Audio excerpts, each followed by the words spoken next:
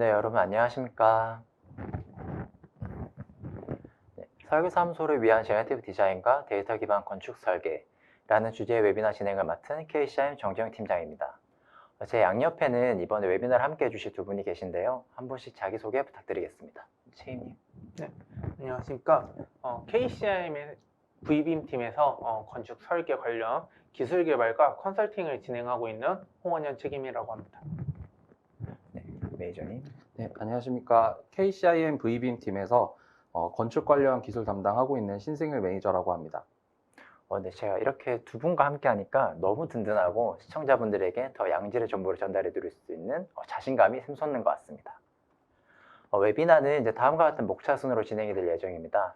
약 50분가량 진행이 된 후에 Q&A 시간을 가질 건데요. 시청자 여러분들께서는 웨비나가 진행되고 있는 동안에 궁금한 사항을 채팅창에 남겨주시면 됩니다. 보내주신 질문은 발표가 진행된 후에 저희가 선별을 해서 발표자 두 분께 질문을 드리고 대답하는 형식으로 진행하겠습니다. 그리고 설문을 작성해 주신 분들 중에 추첨을 해서 경품인 스타벅스 모바일 상품권도 보내드리니까요. 끝까지 많은 참여 부탁드리겠습니다. 자, 그럼 설계사무소를 위한 제너티브 디자인과 데이터 기반 건축 설계 웨비나를 시작하도록 하겠습니다. 가장 우선적으로 이제 제너티브 디자인이 무엇인지 알아야 될 것 같은데요. 제너티브 디자인, 직역을 하면은 생성형 설계가 되겠죠. 뭔가 알 것 같으면서도 좀 모호한 것 같습니다. 매니저님, 혹시 제너티브 디자인을 좀 더 쉽게 설명이 가능할까요? 네, 제가 이어서 제네티브 디자인에 대해서 간략하게 소개를 좀 드리도록 하겠습니다. 제너레이티브 디자인 소개에 앞서서 합리적인 의사결정의 방법에 대해서 한번 얘기해 보겠습니다. 의사결정을 하실 때는 보통 A처럼 경험적 통계에 의해서 의사결정을 내리시거나 아니면 B처럼 다양한 대안을 검토, 분석을 통해서 의사결정을 내리시는 경우도 있습니다. 간단한 문제거나 즉각적인 결정이 필요한 경우에는 A 같은 방식도 활용할 수 있겠지만 아마 실무를 하시고 실제 의사결정을 내리시는 여러분은 아마 B의 방식을 더 선호하실 것 같은데요. B의 방식이 다양한 대안을 검토, 분석함으로써 결정에 대한 리스크를 낮출 수 있고 결정에 대한 설득력을 높일 수 있기 때문이죠. 오늘 말씀드릴 제너레이티브 디자인은 이런 의사결정 도구의 한 가지로 활용될 수 있으며 여러분이 데이터 기반의 설계를 할 수 있도록 도와줄 것입니다. 제너레이티브 디자인은 뭘까요? 앞에서 팀장님이 말씀하신 것처럼 직역하면 생성형 설계라고 할 수 있습니다. 사전적 의미를 좀 보면은 인공지능의 한 형태로 볼 수 있으면서 다양한 솔루션을 컴퓨터 연산을 통해 제안해주고 필요에 따라 이를 개선하여 활용하는 설계 방식입니다. 처음 제너레이티브 디자인이라는 단어를 접하시게 될 때 자동화의 개념으로 이제 많이 인식을 하시게 되는데요. 자동화라는 개념이 이제 완전히 틀린 말은 아니지만 자동화보다는 좀 더 이제 다양한 대안들을 검토하고 분석 가능하게 하는 도구로서 이제 보는 것이 좀 더 맞다고 할 수 있을 것 같습니다. 도구이므로 이제 건축가나 디자이너를 대체할 수는 없게 됩니다. 제너레이티브 디자인의 이제 개념의 프로세스에 대해서 좀 설명을 드려보도록 하겠습니다. 좌측에 이제 세팅부터 인터그레이트까지 이어지는 이 도식이 제너레이티브 디자인이 이루어지는 프로세스를 나타낸 것인데요. 사람이 해야 할 일은 이제 황색으로, 컴퓨터가 이제 하게 되는 일은 남색으로 이제 좀 표시를 해놨습니다. 이 제너레이티브 디자인에서는 이것처럼 그 과정에서 사람과 컴퓨터가 협업을 하게 되고 소통을 하면서 그걸 통해 이제 최적의 대안을 찾아내는 도구이며 이 프로세스 도식에서 맨 마지막에 이제 보이시듯이 결국에는 이 대안을 선택하고 참고해서 다음 단계로 발전시키는 것은 이제 사람이 해야 되는 일입니다. 이 좌측의 프로세스에 대해서 하나하나 좀 더 설명을 좀 드려보겠습니다. 제너레이티브 디자인을 하시게 되면 제일 먼저 세팅을 하시게 되는데요. 예를 들어 이제 정해진 대지에 빌딩의 형상에 대한 대안을 생성하려 한다고 가정을 좀 해보겠습니다. 그렇다면 이제 변하지 않는 상수는 대지 경계가 되고 변수는 건축 깊이, 폭, 층고 등이 아마 될 것입니다. 대안들을 평가할 지표, 목표는 용적률이나 일조량 등이 될 수 있겠죠. 이렇게 생성 조건 및 변수를 설정하고 나면 대안을 이제 생성을 하게 됩니다. 이제 제너레이트 단계에서 컴퓨터는 이제 사용자가 앞에서 사전에 입력한 값을 바탕으로 계산을 통해 수십 가지의 다양한 대안을 생성해 주게 됩니다. 이제 그 과정에서 대안 생성 방식에 따라 컴퓨터가 이를 분석하고 점점 진화시켜 미리 이제 사용자가 설정한 목표치에 가깝게 발전시키기도 합니다. 이제 그렇게 해서 마지막 단계에서 나온 결과물들을 사용자는 직접 분석하고 검토하게 됩니다. 그리고 이 대안들 중 최종안을 선택하고 이를 적용하게 되면은 이제 제너레이티브 디자인의 프로세스가 완료되게 됩니다. 이렇게 말씀해 주신 내용을 들어보면은 결국에 이제 디자인 프로세스는 동일한데 그 일부분은 사람이 아닌 이제 컴퓨터가 대신해 주는 게 제너레이티브 디자인인 것 같습니다. 그러면은 이제 결과물 기준에서 봤었을 때 사람이 전부 다 하는 것과 제너레이티브 디자인이 들어간 프로세스 이 둘 간의 차이는 없는 건가요? 크게 이제 대안을 놓고 비교한다라고 보는 정도가 큰 프로세스는 비슷한데요. 제가 이 둘의 차이를 좀 설명드리기 위해 이 도식을 좀 갖고 왔습니다. 이 제너레이티브 디자인과 기존 문제 해결 방식을 비교해 보겠는데요. 예를 들어 이제 건축물 계획이나 이 설계에 대한 검토 같은 이런 해결해야 될 문제가 있다고 가정을 했을 때 기존의 이제 문제 해결 방식은 사용자가 최선의 추측을 기반으로 대안을 제시했었기 때문에 선택의 폭이 비교적 좀 제한적이었습니다. 그러나 이제 제너레이티브 디자인은 사용자가 고려할 수 있는 최대한의 경우의 수를 활용하고 이 최대한의 옵션을 제공하기 때문에 다양한 대안들을 바탕으로 결정을 내릴 수 있고 또 그 각 옵션에 이제 데이터를 또 제공을 해주기 때문에 이 데이터 기반으로 선택을 내릴 수 있게 됩니다. 그렇기 때문에 이제 추후에 결정에 대한 근거 자료로 그 데이터를 또한 활용을 가능합니다. 이 앞서 말씀드린 이런 제너레이티브 디자인의 도입 효과를 정리하면 크게 다음 세 가지로 얘기할 수 있습니다. 더 나은 결과물과 인사이트 도출, 그리고 방대한 양의 선택지, 그리고 더 많은 정보를 기반으로 한 의사결정. 이 컴퓨터 연산을 통해 수십 가지의 대안들이 생성되게 되는데요. 이때 때로는 이제 사람이 생각하지 못했던 결과물을 컴퓨터가 생성을 할 수도 있게 되고 사람이 이로부터 인사이트를 얻게 될 수도 있습니다. 또 당연히 이제 방대한 양의 선택지가 주어지게 되고 각 선택지에 대한 데이터가 제공되기 때문에 합리적인 의사결정을 할 수 있도록 도와주게 됩니다. 이런 제너레이티브 디자인의 개념이 좀 알려진 지 좀 시간이 좀 지나기는 했지만 아직까지도 그 개념이 좀 모호하셨던 분들도 계실 것 같습니다. 앞서 설명드린 내용으로 이제 제너레이티브 디자인이 어떤 것인지 그 개념이 조금 감이 잡히셨을 거라 생각이 되는데요. 제조업에서는 이를 활용을 하려는 시도도 꽤 많았었고 또 사례들도 비교적 쉽게 발견할 수 있었습니다. 그에 반해 건축, 건설업에서는 좀 사례를 찾기가 비교적 힘들고 또 도입에 어려움을 겪고 있는 것이 현재 상황이죠. 매니저님이 생각을 하실 때 그 두 산업 간에서 활용되는 제너레이티브 디자인, 어떤 차이점이 있기 때문에 이런 현상들이 발생을 하는 것 같으신가요? 이 두 산업에서의 제너레이티브 디자인의 가장 큰 차이점 중 하나는 활용 목적이라고 할 수 있는데요. 이제 두 가지를 좀 비교하면서 제가 말씀드려 보겠습니다. 먼저 제조업에서 제너레이티브 디자인을 보면은 주로 경량화, 강도 확보, 재료 효율 상승을 목적으로 하는데요. 좌측 그림에서 보시는 것처럼 최소한의 필요한 부분의 기능적 부분을 보존하면서 경량화, 그러면서 이제 강도를 확보하는 그런 과정들이 이제 대부분의 제조에서의 제너레이티브 디자인의 그 목적으로 활용되게 됩니다.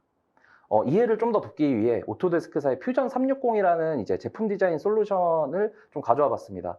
좌측 하단에 붉은색으로 표시된 부분이 퓨전 360이라는 이제 프로그램에서 제너레이티브 디자인을 수행하기 위해 설정을 하는 영역인데요.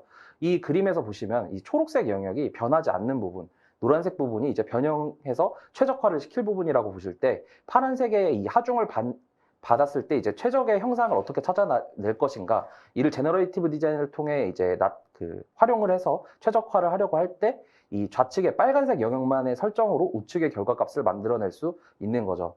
이렇게 정형화된 설정값으로 이제 제너레이티브 디자인을 활용할 수 있도록 이제 시스템이 갖춰질 수 있는 이유가 앞서 말씀드린 것처럼 이제 제조에서는 공통적으로 경량화, 강도 확보에 초점이 맞춰져 있기 때문인데요. 이렇게 유사한 목적을 갖고 활용하기 때문에 제조업계에서는 퓨전 360에서처럼 어떤 공통된 포맷을 제공해서 사용자가 쉽게 접근할 수 있도록 할 수 있었습니다. 반면 건축 건설업에서는 이제 이미지들은 이제 건축 건설업에서 제너레이티브 디자인을 도입했거나 도입을 시도하는 영역들인데요. 이렇게 건축 건설업에서는 건축물을 배치하거나 매스를 구성하거나 비정형 디자인을 계획하거나 공간 계획을 하는 등 이 다양하게 활용하려는 시도가 있었습니다. 거기다 이제 추가적으로 이 인면 대안, 뭐 아파트 주동 배치 등 정말 다양한 분야에서 각각 이제 사용자별로 프로젝트의 유형 특성별로 다양한 활용 목적을 갖고 활용을 하게 됐었습니다. 그렇기 때문에 이제 제조업과 다르게 획일화된 포맷이 제공이 될 수가 없었던 거죠. 그렇기 때문에 이것이 이제 제조업 대비 이 제너레이티브 디자인의 적용이 미비한 주요 원인 중 하나였던 걸로 봅니다. 그렇다면 이제 제너레이티브 디자인을 도입을 하려면 이 건축 건설업에서는 어떻게 도입을 해야 될까요? 이제 제가 제안드리는 방법은 이제 각 기업별로 정말 이제 도입을 하고 싶은 많은 목적이 있을 수 있지만 그중 하나에 일단 집중을 하는 겁니다. 하나의 활용 플랜을 기획해서 해당 목적에 맞는 프로세스를 구축하고 이를 활용하면서 조금씩 영역을 늘려가는 거죠. 그러면 결국 이제 많은 목표들 중에 가장 우선시되는 목표 하나를 설정을 하고 이를 구체시켜 나가면서 적용해 나간다. 이렇게 요약을 할 수가 있겠네요. 이 방법대로 하면은 조금 더 쉽게 제너티브 디자인을 적용할 수 있을 것 같습니다. 그런데 저희가 실질적으로 그 제너티브 디자인을 적용시키다 보면은 예상치 못한 변수들이 자꾸 발생을 하잖아요. 그런 것들이 어떤 사례들이 있는지 아마 시청자분들께서는 좀 그런 사례들에 대해서 좀 많이 궁금해하실 것 같은데 혹시 준비된 사례가 있을까요? 네, 이제 제너레이티브 디자인에 대해서 이제 활용 사례를 좀 소개시켜 드리기 위해 제조시설 기본 설계를 했던 이 프로젝트를 가져왔는데요. 이 프로젝트는 저희가 모 발주처로부터의 니즈를 파악했었는데, 이후에 이제 내부적으로 저희가 자체적으로 기술 검토를 진행했던 프로젝트입니다. 이 사례를 통해서 저희가 제너레이티브 디자인을 어떻게 활용할 수 있는지, 그리고 활용하기 위해선 어떤 조건들이 있는지 좀 설명을 해드리도록 하겠습니다. 이 프로젝트를 시작하면서 먼저 다음과 같은 목표를 좀 세웠습니다. 임의의 대지에서 이제 제조시설에 적합한 레이아웃을 공간 배치 기준을 충족하도록 대안을 생성하는 것, 그리고 주요 공간의 효율을 확인하고, 그리고 제조라인 배치하는 시뮬레이션을 통해 제조량과 이 창고 수용량을 검토하고, 이 대안 비교 검토를 통해 선정한 안을 가지고 이제 기본 형상을 구성해서 이후에 이제 활용할 수 있도록 하는 것을 목표로 삼았는데요. 이제 제일 먼저 이제 시작하면서 한 것은 공간에 대한 기준을 설정한 것입니다. 이 시설에 필요한 공간 리스트를 작성하는 것이 레이아웃을 구성하고 공간들을 배치하기 위해 제일 먼저 선행돼야 하는 일이었기 때문에 먼저 이렇게 공간들에 대한 리스트업을 진행을 했고요. 그러고 나서 이제 각 공간들이 배치되어 이제 레이아웃을 구성하게 될 기준, 이 조건들을 설정을 해줬습니다.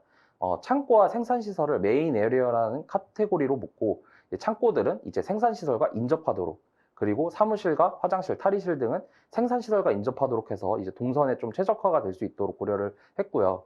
창고나 생산시설은 이제 큰 장비나 이런 적재 높이가 필요하기 때문에 높이가 12m를 확보해야 된다라는 조건을 이제 추가를 했고, 나머지 공간은 5m만 확보하도록 조건을 설정했습니다. 이 과정에서 자연스럽게 이제 메인 에어리어의 공간은 12m, 나머지 공간은 5m의 높이로 매스가 좀 구분되어서 생성되어질 수 있도록 방향을 좀 잡고 진행을 했습니다. 그 다음으로는 이제 각 공간들의 비율을 설정했습니다. 대지를 선택할 때마다 이제 대지의 어떤 면적이나 공간의 면적이 다르기 때문에 그 면적에 맞는 공간들을 배치하기 위해 비율을 활용했는데요. 다이나모를 통해 데이터로 활용하기 위해 엑셀로 작성을 했고, 각 그 리스트에 적합한 면적의 비율을 활용했습니다. 이번 프로젝트를 진행했을 때는 이제 제가 웹이나 관련 자료를 통해 임의로 비율을 산정해서 구했는데, 만약 이제 여러분이 실제 설계 사무소나 기업 등에서 활용을 하시게 된다면 이미 완료된 프로젝트나 사례 혹은 이제 건축 설계 기준에 맞는 합리적인 공간비를 구성하여 활용하시면 좋을 것 같습니다. 그 다음으로는 이제 결과물 데이터 기준을 설정을 했는데요. 결과물 데이터 기준은 대안들을 구분하는 이제 결정적인 지표로 작용을 하기 때문에 항상 신중하게 이제 기준을 설정해야 합니다. 먼저 이제 생산시설 면적과 효율을 확인하는 지표를 만들었는데, 앞에서 말씀드린 것처럼 생산시설과 이제 창고가 포함된 곳은 이제 매스가 12m 정도 되고 나머지는 이제 5m 정도만 되면 되기 때문에 우측의 그림을 평면이라고 가정했을 때 우측의 그림처럼 이제 생산실과 창고가 기역자로 배치가 되게 된다면, 주황색으로 표현된 데드스페이스 구역은 이제 공간 효율이나 구조 효율이 떨어지는 것으로 이제 가정을 해서 기준을 삼아 이 데드스페이스라고 하는 면적이 최소화되는 게 이제 좋은 안이라고 이제 판단을 할 수 있도록 구분하는 지표로 삼았습니다. 그 다음으로는 이제 창고 보관 용량과 생산 라인 수용량을 이제 지표로 삼았는데, 제조시설 기본 설계를 이제 목표로 하다 보니까 당연히 제조시설에서는 창고 그 물품의 생산량이라던가 창고 보관 용량이 되게 크리티컬한 이제 요소가 됩니다. 이런 중요한 요소들을 대안을 구분하는 기준으로 삼는 것이 아주 중요합니다. 이 프로젝트에서 이제 창고 보관 용량 같은 경우는 특정 사이즈의 선반을 대안별로 생성되는 창고의 배치 시뮬레이션을 통해 대안별로 이제 보관 용량을 추정하여 지표로 활용할 수 있도록 했고, 유사한 방식으로 생산 라인들을 이제 생산시설 공간의 배치 시뮬레이션을 통해서 생산량에 대한 데이터도 지표로 활용하려 했습니다. 당연히 이제 배치 시뮬레이션을 할 때는 이 사이의 통로나 간격 이런 부분들도 고려해서 진행을 하였습니다. 이후에는 이제 대안을 표현하는 방식에 대해서 설정을 했는데요. 제네레이티브 디자인을 이제 활용을 하면서 중간 단계에서 레이아웃을 검토하기 위한 표현 방식이기 때문에 평면상에 이제 구성되는 이 공간들을 한눈에 바라볼 수 있도록 이 2D의 형상과 색깔, 그 용도별로 색깔 부분을 통해서 표현되도록 설정을 했습니다. 이렇게 이제 대안을 비교할 이제 기준까지 설정을 하고 나게 되면 실제 사용자가 제네레이티브 디자인을 활용하게 되는 프로세스를 기획해 줘야 됩니다. 여기서 이제 제일 먼저 다양한 대지들로부터 이제 제조시설을 레이아웃 대안을 잡는 거기 때문에 제일 먼저 대상지 정보를 불러오는 이 프로세스를 가져왔는데요. 일반적으로 이제 대상지 정보를 불러오실 때 지적 편집도 CAD 파일을 활용하시거나 GIS 데이터를 활용하시는데 이번에는 비록 그 오토데스크의 포마를 활용해서 비록 러프하지만 손쉽게 대상지의 형태나 크기를 가져올 수 있는 방법을 좀 보여드리려고 합니다. 이제 대상지 정보를 가져오시게 되면은 그 다음에 대지상에서 제조 시설이 위치하게 될 건축 공간과 계략적인 규모를 이렇게 지정을 해줍니다. 그 다음으로는 이제 제네레이티브 디자인을 활용해서 대안들을 생성하고 데이터를 통해 비교해 줍니다. 이제 마지막으로 대안을 선정하고 그에 맞는 형상을 생성하는 이런 식으로 이제 사용자가 실제로 제네레이티브 디자인을 활용할 수 있는 프로세스를 기획을 했습니다. 프로세스 기획까지 완료가 되었다면 이제 레빗에서 제네레이티브 디자인을 활용하기 위해 다이나모 로직을 이렇게 구성해 줍니다. 당연히 이제 앞에서 설정한 기준들이나 데이터 이런 것들을 모두 포함하도록 이제 고려해야겠죠. 그렇게 하고 나면 이제 제네레이티브 디자인을 활용하기 위한 준비가 완료되게 됩니다. 이 장부터는 이제 실제로 제네레이티브 디자인을 활용하는 모습을 보여드릴 텐데요. 보시는 화면은 이제 오토데스크 포마의 화면입니다. 포마는 이제 오토데스크사의 웹 플랫폼 서비스 중 하나로 주 목적이 대지 정보를 불러오는 것은 아닙니다. 하지만 이번에 여러분께 이런 게 있다는 것을 좀 알려드리고 또 이제 이렇게 대지 정보를 가져올 수 있는 방법도 있다라는 걸 좀 알려드리고자 포마를 활용해서 이제 대지 정보를 좀 불러와 보도록 하겠습니다. 포마에서 이렇게 새로 프로젝트를 생성해 주고요.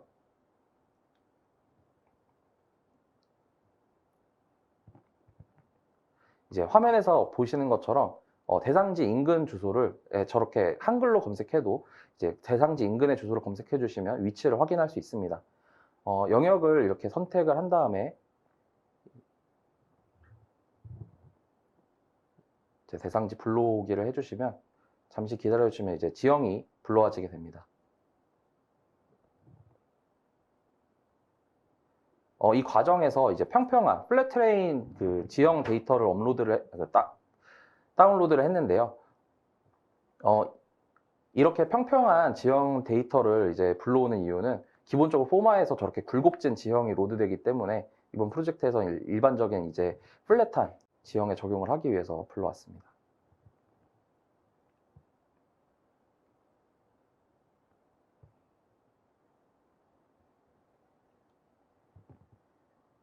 이제 지형이 로드가 완료가 되면은 이제 미리 사전에 확인한 대지 경계선을 좀 그려주도록 하겠습니다. 이렇게 이제 대지 경계선을 별도로 이제 수동으로 작성하게 되면 당연히 이제 정밀한 대지 경계나 면적을 활용하기는 어렵겠지만 다양한 대상지에서 빠르게 검토를 하기 위한 도구로는 충분할 것으로 생각됩니다.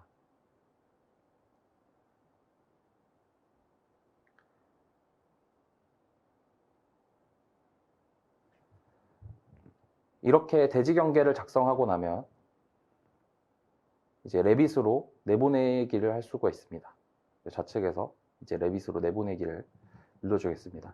이 원리는 이제 포마에 로그인된 오토데스크 아이디와 그 동일한 그 오토데스크 아이디로 레빗으로 로그인하게 되면은 포마에서 내보낸 데이터를 레빗에서 바로 가져올 수 있게 됩니다.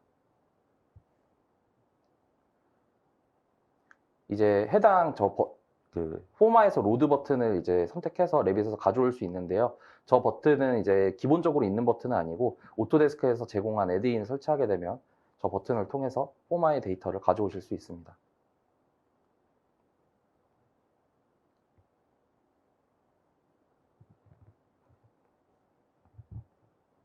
이렇게 로드를 해주시게 되면은 대지 경계선이 이제 라인으로 가져와지게 되고, 이제 대상지가 이제 지금 하얗게 보이지만 뷰를 이제 텍스처 뷰로 바꿔주시게 되면 위성 사진이 매핑된 이제 대지가 로드가 된 것을 보실 수가 있습니다.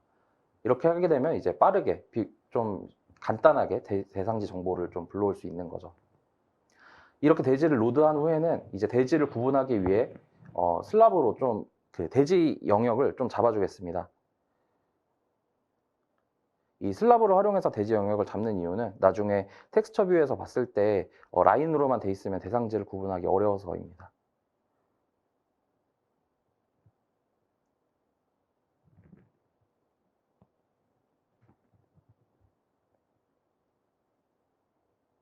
이제 대상지를 만들어주고 나면은 일반적으로 이제 건축 프로젝트를 진행하거나 이럴 때와 비슷하게 대지를 이제 수직으로 좀 정렬을 좀 해주겠습니다.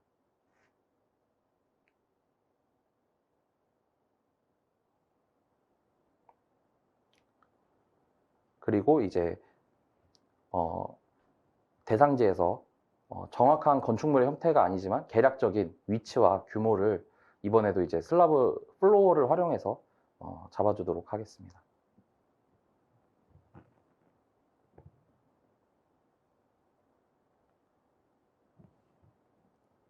이렇게 하시면 이제 제너레이티브 디자인을 실행할 준비가 완료됩니다. 레빗의 제너레이티브 디자인에서 이제 대안을 생성하는 4가지 방식이 있는데요. 이번에는 이제 2가지 방식만 활용을 해보려고 합니다. 나머지 방식에 대해서는 좀 이따 이제 홍한현 책임님께서 설명을 해주실 것입니다. 먼저 이제 랜더마이즈 방식으로 대안을 생성해 보려 하는데요. 랜더마이즈는 말 그대로 다양한 무작위의 변수들을 대입해서 사용자가 원하는 개수만큼 대안을 생성하는 랜덤의 방식입니다. 제너레이티브 디자인을 이제 아까 작성한 이제 대지에서 실행을 해보겠습니다. 크리에이트 스터디 버튼을 누르셔서 이제 시작을 하시게 되는데요. 제너레이티브 디자인 창에서 이제 아까 작성한 그 다이나모 로직을 로드를 해주고 메소드를 이제 랜더마이즈로 바꿔주게 됩니다. 그리고 이제 다양한 대안들을 보기 위해 솔루션 수를 이제 100개 정도로 하고 실행을 해보겠습니다.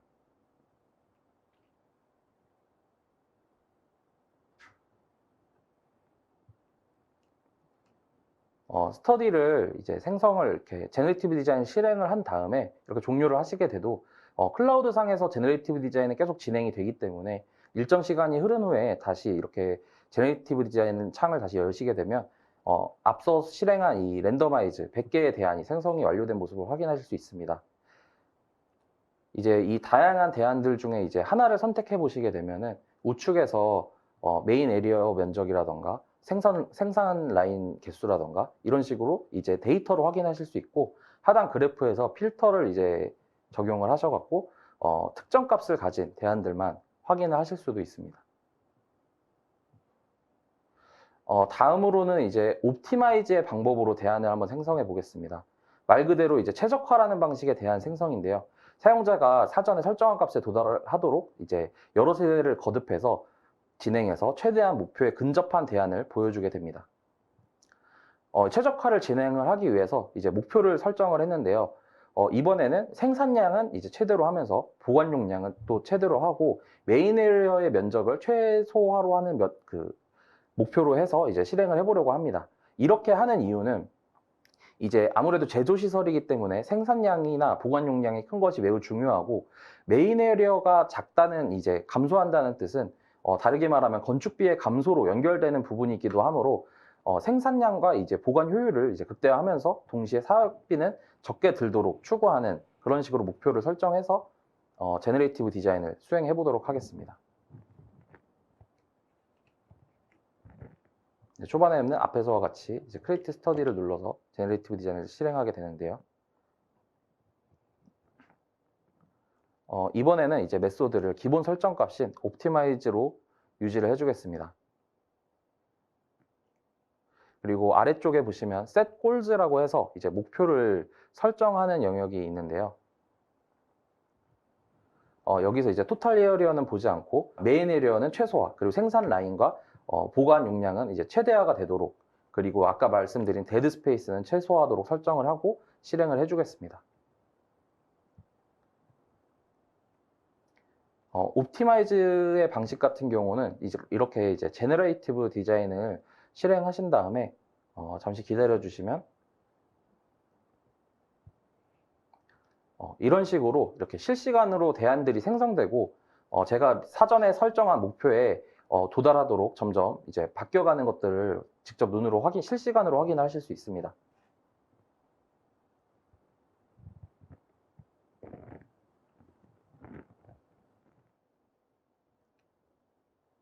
잠시 기다리시면 이렇게 두 가지 대안이 아까 목표로 설정한 값에 최적화된 대안으로 두 가지 대안이 이렇게 생성된 것을 확인하실 수 있습니다. 그러면은 이제 이번에는 이제 이렇게 최적화된 두 가지 대안 중 하나를 선택해서 이제 결과물을 만들려고 하는데요. 지금 두 가지 대안이 전부 다 아까 설정한 메인 에리어나 보관 용량이나 생산 시설량이 전부 동일하기 때문에 메인 에리어가 비교적 적은 대안을 선택해서 생성을 해보겠습니다. 이게 앞서 말씀드린 것처럼 이제 메인 에리어가 적다는 것 또한 다르게 말하면 건축비가 적은 대안이기 때문에 그걸 선택해서 생성을 해보도록 하겠습니다. 생성이 완료가 되면은 이렇게 대지 위에 모델링이 된 모습을 보실 수 있는데요. 아까 생성된 대안에서의 레이아웃처럼 각 공간들이 벽으로 구획되어져 있고 그 제너레이티브 디자인 과정에서 시뮬레이션을 통해 생성된 그 선반들과 생산 라인들이 저렇게 이제 배치되어 있는 것을 확인하실 수 있습니다. 그리고 이렇게 또한 이제 텍스처 뷰로 해서 이 위성 사진 상에서 대지 위에 생성한 대안의 모델링을 확인하실 수 있습니다. 앞에서 이렇게 이제 제너레이티브 디자인을 활용하기 위해서 제일 먼저 공간 기준을 설정을 했었고, 결과물 데이터 기준을 설정을 했었고, 대안 표현 방식을 설정했고, 그리고 실사용자가 활용하는 프로세스를 기획을 했습니다. 이 과정들이 이제 제너레이티브 디자인을 진행하면서 필수적으로 이제 거쳐야 될 요소들로 이렇게 명확한 수치적인 기준을 설정을 하고 이제 논리적인 조건을 설정하고 이 실제 활용하는 사용자가 어떤 식으로 활용할지 이 프로세스에 대한 고려를 해야지 제너레이티브 디자인의 워크플로우를 생성하고 활용하실 수 있습니다. 이 앞에서 보여드린 프로세스를 비슷하게 활용하시게 되면 계획 및 기획 초기 단계에서 신속하게 대안을 검토해 볼 수 있고요. 다양한 대안들을 데이터 기반으로 확인해 보실 수 있습니다. 이 프로세스 유사하게 또 활용을 해서 아래 예시처럼 물류창고나 생산시설 레이아웃을 짜본다거나 아파트 주동 배치에 대한 대안들 혹은 모듈러 건축물의 모듈 배치, 도시계획, 도로계획 대안 등 다양한 공간계획의 대안들을 생성해서 활용이 가능할 것으로 보입니다. 생각보다 되게 많은 곳에서 제너레이티브 디자인이 쓰이고 있네요. 뭐 말씀해 주신 것처럼 계획 대지 내에서 건물의 배치, 크기를 정할 수도 있고 기존 건물 내에 실을 재배치를 하면서도 활용할 수 있는 것으로 보입니다. 예를 들자면 제작해야 되는 물품에 따라서 레이아웃이 바뀌어야 되는 공장 시설이라던가 전시 물품이나 일정에 따라서 실구역이 바뀌게 되는 미술관 또는 박물관도 여기 해당이 될 것 같습니다. 앞서 말씀해 주신 사례는 이제 공간 계획에 적용이 되는 제너레이티브 디자인이었다면 좀 다른 방식으로 적용한 사례가 있을지 이제 점점 궁금해지는데요. 채인이 혹시 다른 적용 사례는 없을까요? 네, 제너레이티브 디자인 하면 또 빠질 수 없는 분야가 있습니다. 바로 파사드 분야인데요. 파사드 분야에서도 특히 비정형 또는 초고층 빌딩 디자인에 많이 사용되고 있습니다. 그 중에서 저는 이제 초고층 빌딩에 대한 사례를 보여드리면서 제너레이티브 디자인을 초고층 빌딩 디자인에 적용하는 방식에 대해 설명드리도록 하겠습니다. 먼저 초고층 빌딩 디자인에 제너레이티브 디자인을 적용하기 위한 프로세스를 간략히 알아보도록 하겠는데요. 보고 계신 자료처럼 총 6단계로 구분을 해 보았습니다. 이 6단계를 설계자분들께서 직접 모두 진행을 하신다면 정말 좋겠지만 현실적으로 어려운 부분들이 많이 있습니다. 그래서 저는 설계자와 제너레이티브 디자인 담당 엔지니어가 협업해서 진행하는 것을 추천드리고요. 발표는 1단계에서부터 6단계까지 초고층 빌딩 디자인을 직접 진행하면서 단계별로 설명을 해드릴 예정이고요. 모든 단계가 다 중요하겠지만 제너레이티브 디자인을 도입을 준비하는 시기에는 앞에 1단계와 2단계가 굉장히 중요한 단계라고 생각이 들고 그 단계에서 고려돼야 되는 사항에 대해서 좀 더 자세히 설명드리도록 하겠습니다.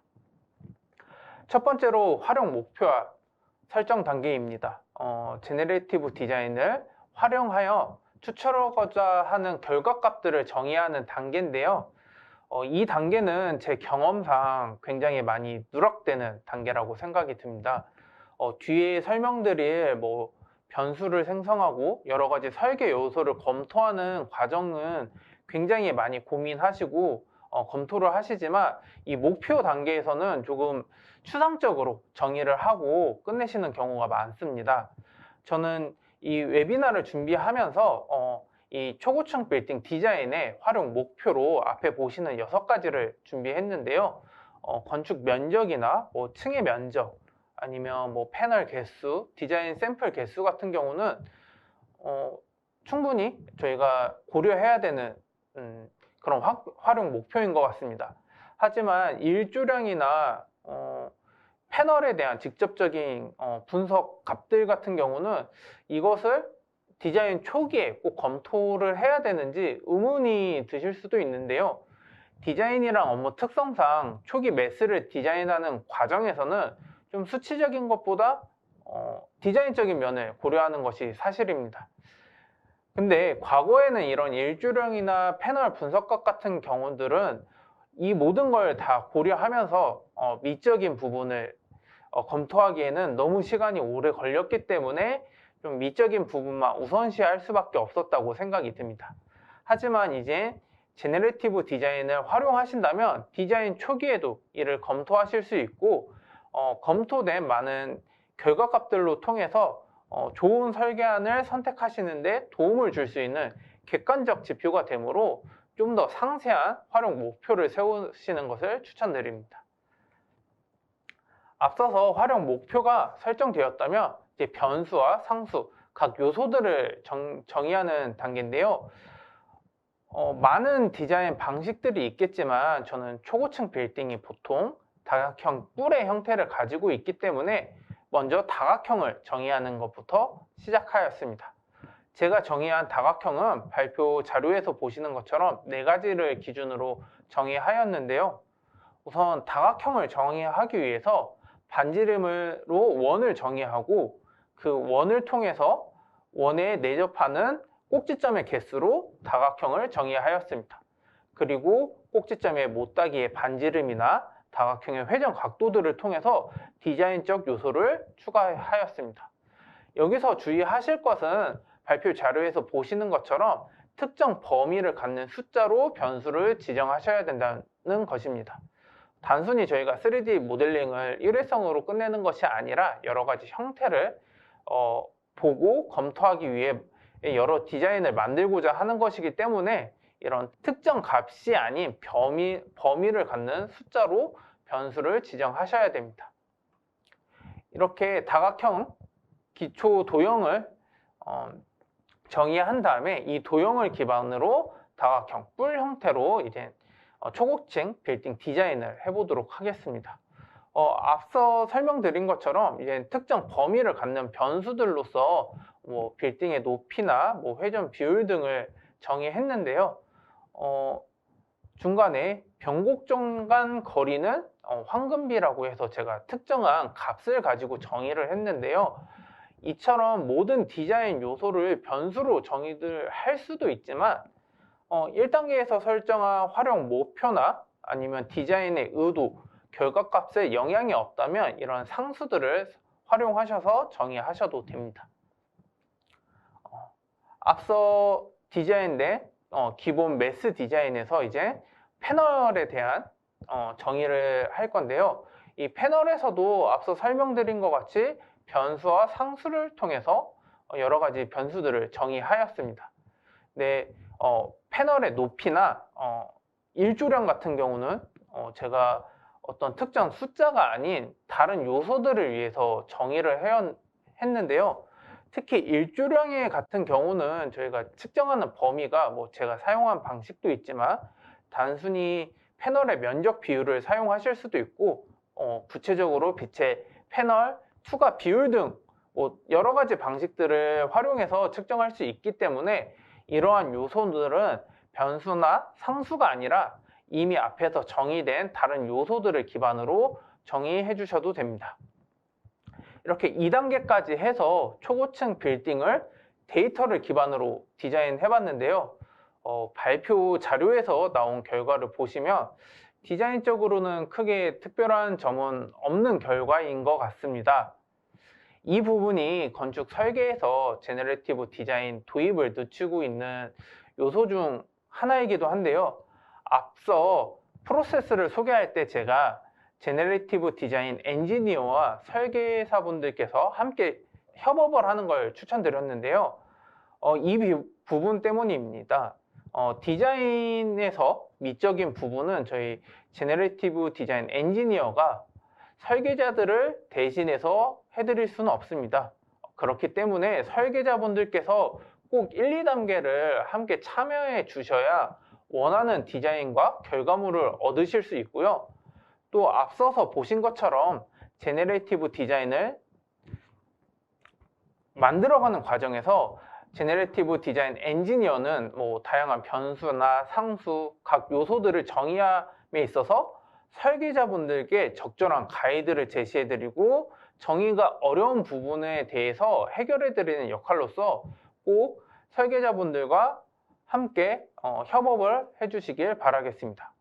그래서 첫 번째와 두 번째 단계에서 함께 디자인과 제너레이티브 디자인을 모두 혼자서 진행하실 수 있는 분이 아니시라면 꼭 설계자분들과 제너레이티브 디자인 엔지니어 간 협업이 필요하고 상호 간의 이해와 적극적인 협의가 필요한 단계입니다. 앞서서 모든 형태와 매스 디자인에 대한 정의가 완료되었다면 그 정의를 다이나모 로직으로 작성하는 단계에 있는데요. 개인적으로 이 부분도 앞선 1, 2단계와 포함해서 3단계까지 다이나모 로직 작성하는 단계로 생각해 하시는 분들이 많습니다. 물론 이 특정 범위, 활용 범위나 어떤 작업이냐에 따라서 다르겠지만 특히 디자인 업무에서는 저희가 1, 2단계와 3단계를 꼭 분리해 주셔야 되고요. 앞서서 설명드린 것처럼 이 부분은 디자이너, 설계자분들의 의도가 꼭 들어가야 되고 그 의도가 명확히 앞서서 1, 2단계에서 정의가 됐다면 이 로직을 만드는 건 제너레이티브 디자인 엔지니어가 무리 없이 진행할 수 있는 부분이므로 꼭 함께 해주시길 바라겠습니다. 그 부분이 잘 된다면 제너레이티브 디자인을 통해서 원하시는 디자인 샘플을 확인하실 수 있고요. 이 단계는 설계사 분들보다는 제너레이티브 디자인 엔지니어의 단독 업무이기도 하고 세미사 주제상 로직에 대한 설명은 생략하고 넘어가도록 하겠습니다. 앞서 로직까지 완료가 됐다면 이제 제너레이티브 디자인을 시뮬레이션 해볼 단계입니다. 앞서서 저희 신승일 매니저께서 소개를 해주셔서 저는 거기서 소개가 되지 않은 두 가지 방식에 대한 소개를 좀 해드리려고 하는데요. 스페이스 이븐리 방식과 라이크 디스 방식입니다. 스페이스 이븐리 방식은 특정 인풋 값이 변화되는 때 그 변화되는 인풋 값의 영향을 알아보는 방식인데요. 그래서 다른 인풋 값들은 고정이 되고 저희가 설정한 인풋 값들만 변경이 되기 때문에 고정된 다른 변수들의 특정 인풋 값으로 인해 변화되는 결과 값들을 확인하실 때 활용하시면 굉장히 좋은 방식이고요. 다음 방식인 like this 방식은 입력된 인풋 값들을 굉장히 미세 조정해서 비슷한 값들을 찾는 방식입니다. 그래서 옵티마이즈 방식으로 어떤 인풋 값들을 찾으셨다면 그와 관련된 주변에 있는 다른 값들을 찾으실 때 사용하시면 좋은 방식입니다. 각 방식에 대한 활용 용도만 알고 계시면 앞서 신승희 매니저님께서 이렇게 시뮬레이션 하는 걸 보여주셨다시피 시뮬레이션 자체를 정의하는 것은 크게 어렵지 않아서 제너레이티브 디자인 엔지니어가 없어도 충분히 이해하고 진행하실 수 있는 단계입니다. 앞서서 이제 시뮬레이션을 진행을 하셨다면 이제 결과 필터링 하는 단계입니다. 이 부분은 앞에서도 보셨기 때문에 빠르게 넘어가도록 하겠습니다. 보시는 것처럼 각 데이터들에 대한 결과값들이 그래프로 표현이 되고요. 그 그래프들을 통해서 필터링을 하실 수 있습니다. 이 필터링된 값들 중에서 원하시는 결과물을 선택하시면 아래 그래프를 통해서 어떠한 변수들이 어떠한 결과값들이 나왔는지 확인하실 수 있고요. 선택된 결과물의 오른쪽 하단의 결과창을 보시면 정확한 데이터 값들도 확인하실 수 있습니다. 이렇게 데이터를 기반으로 만들어진 초고층 빌딩 디자인은 솔직히 5단계까지만 하면 충분히 완료됐다고 보실 수 있습니다. 하지만 저희는 그렇게 매스 디자인으로 끝나지 않고 데이터를 기반으로 설계되었기 때문에 그 추출된 데이터를 기반으로 상세 디자인 프로세스까지 연동을 시킬 수 있는데요. 패널에 대한 상세 디자인을 좀 더 구체화시키고 패밀리를 제작하시면 거기에 따른 제네레이티브 디자인을 또 적용시켜 주시면 최적화된 패널 디자인을 생성하실 수 있고요. 또한 이것들은 데이터로 만들어진 결과값들이기 때문에 제조 프로세스로 이관도 쉽고 이 이관된 제조 프로세스에서 앞에 설명드린 것처럼 경량화나 구조적인 문제, 재료적인 문제들을 제네레이티브 디자인을 통해서 최적화 진행도 가능하십니다. 제가 막연히 생각했던 것보다 좀 이렇게 단계를 나눠서 살펴보니까 더 이해하기가 쉬운 것 같습니다. 그러면 이제 프로젝트를 진행한 후에 이제 책임님의 소감도 좀 궁금해지는데요. 건축 디자인 분야의 제네티브 디자인을 도입한다는 거, 그 단계에서 가장 중요한 거는 뭐라고 생각을 하시나요? 제가 생각하는 중요한 요소 중 첫 번째는 우선 디자인의 정량화입니다. 특히 건축 디자인에서 정량화는 너무나 중요한 요소인 것 같은데요. 최근 챗GPT로 인해서 제네레이티브 AI, 생성형 인공지능에 대해서 많은 분들이 관심을 가지고 계시고 생성형 인공지능의 한 계열로 볼 수 있는 제네레이티브 디자인도 챗GPT와 같이 쉽게 생성된다고 생각하시는 분들도 많이 계십니다. 하지만 건축 분야에서는 디자인 정량화 없이는 제네레이티브 디자인을 사용은 하실 수 있겠지만 활용이 조금 어려운데요. 지금 보고 계시는 이미지는 스테이블 디퓨전이라는 생성형 인공지능을 통해 만들어진 건축물 이미지입니다. 이 이미지를 만든 사용자는 48개의 단어를 사용해서 이미지를 정의하였고 정의된 대로 인공지능은 이 이미지를 만들어냈습니다. 디자인을 꼭 정량화하지 않아도 이 이미지처럼 건축물을 디자인할 수는 있지만 저희는 이 이미지를 통해서 커튼홀의 크기나 건축물의 층고 등 필수적인 건축 요소에 대한 정보를 정확히 알 수가 없었습니다.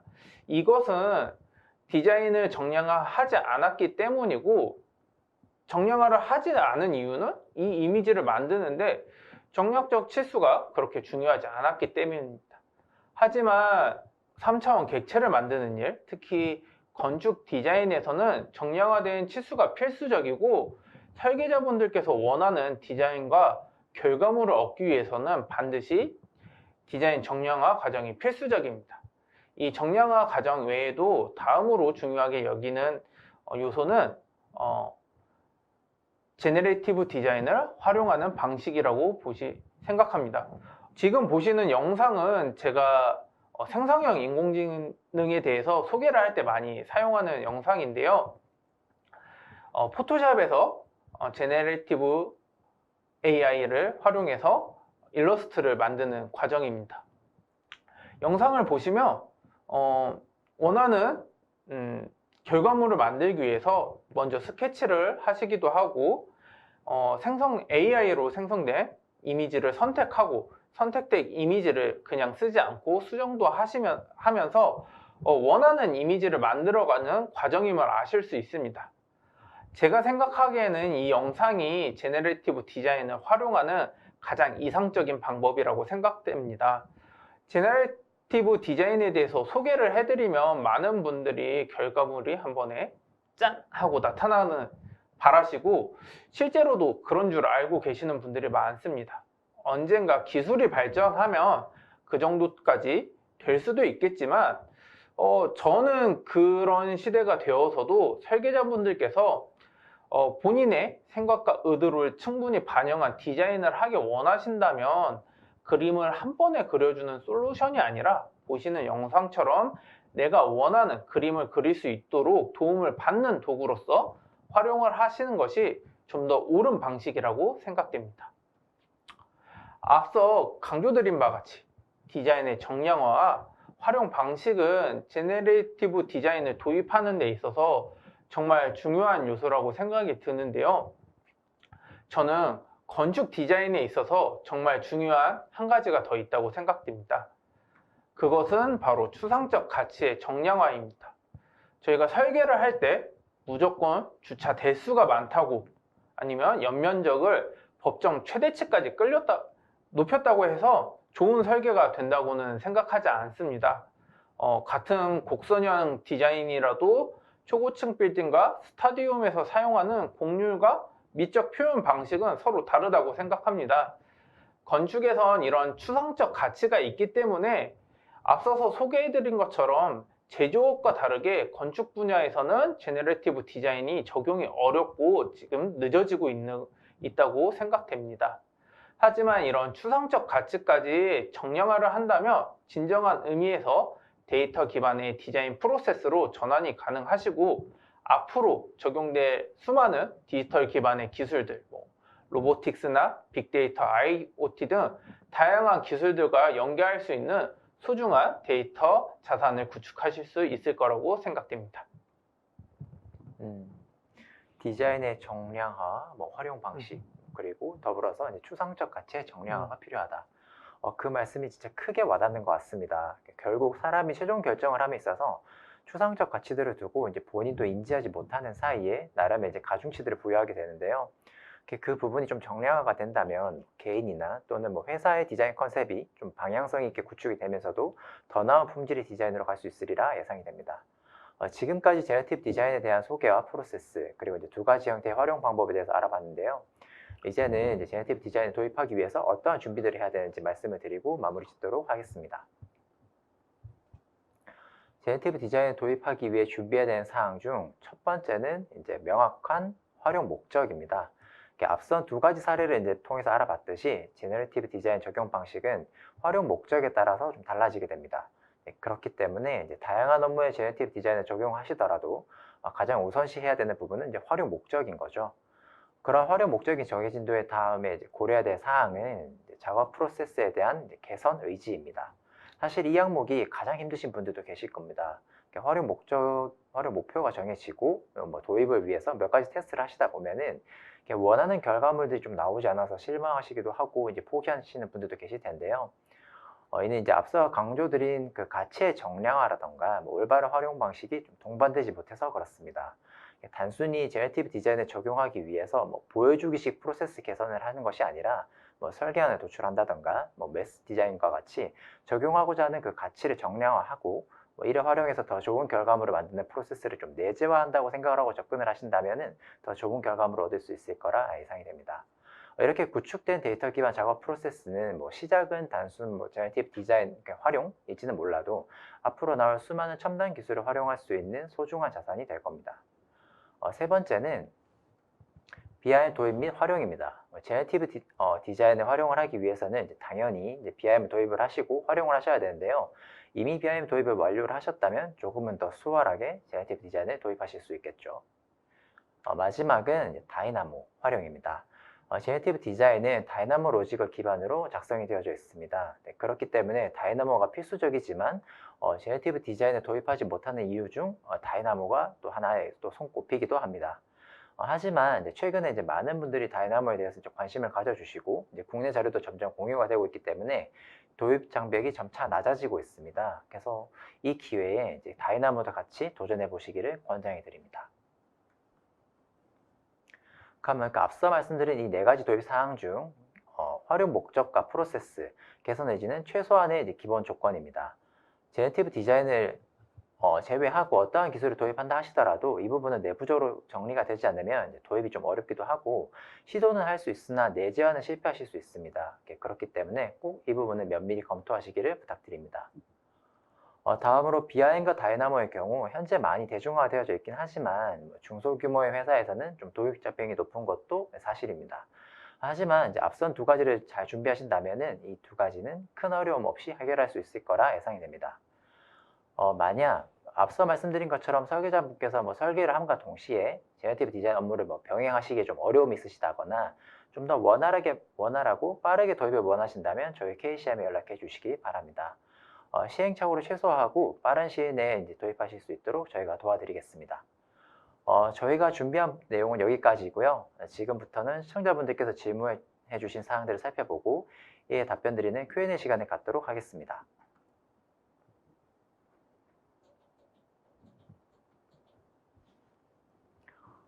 이제 여러분이 이제 질문을 해주셨는데, 이영준이라는 분께서 질문해 주신 거에 대해서 먼저 답변해 드리도록 하겠습니다. 정량화라는 것이 너무 어렵지 않나요? 결국 디자이너의 입장에서 주류로 생성된 모델 가운데 원하는 것을 선택하는 것, 이를 수정하는 것을 생각해 보면 과연 사람들이 말하는 것만큼 효율 상상이 있을까요? 라고 이제 질문을 해주셨는데 그 부분에 대해서 한번 책임님께서 한번 답변해 주시겠어요?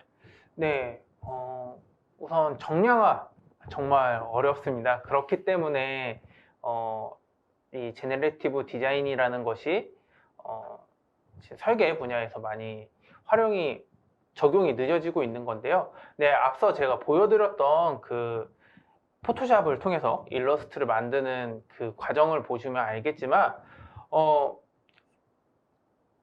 지금은 이게 저희가 도입 단계이기 때문에 아직은 조금 효율성이 그렇게 많이 향상이 되진 않을 거라고 생각이 들기도 합니다. 하지만 앞서 소개해드린 것처럼 저희가 초기 단계에 설계 끝단부에서 검토해야 되는 이런 여러 가지 것들을 한 번에 다 검토가 가능하기 때문에 이것들에 대한 프로세스가 잘 정착이 된다면 프로젝트 초반에는 효율성이 조금 떨어질지라도 후반에 가서는 굉장히 높은 효율성을 가져올 수 있을 거라고 생각이 듭니다. 네. 확실히 이제 추상적 가치의 정량화라는 것은 좀 어려운 네. 부분이기는 한데요. 그런 부분들이 좀 정리가 된다면은 그 회사에서 이제 추구하고자 하는 디자인 컨셉이 어느 정도 아이덴티티가 형성이 되고 그 부분으로 좀 더 회사의 품질을 좀 맞춰 나갈 수 있을 거라고 생각이 됩니다.